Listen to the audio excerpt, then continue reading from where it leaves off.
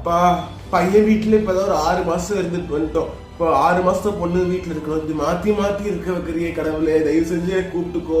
நீ இந்த 6 மாசம் என்ன கஷ்டப்பட போறனோ தெரியலையே. அம்மாடி ராஜி, காலையிலேயே மீனெல்லாம் சமைச்சாச்சு, குடும்பத்தோட சாப்பிட வேண்டியதுதான்.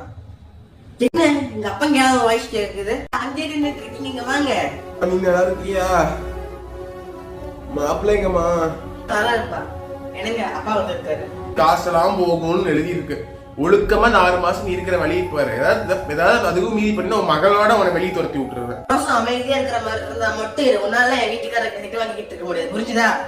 இவனும் இப்படி பேசுறான். ஏன்னா நம்மளுக்கு புதுசா 6 மாசம் இங்க திட்டு வாங்கணும், 6 மாசம் அங்க திட்டு வாங்கணும். கடவுளே கடவுளே. அம்மாடி ரொம்ப பசிக்குதுமா.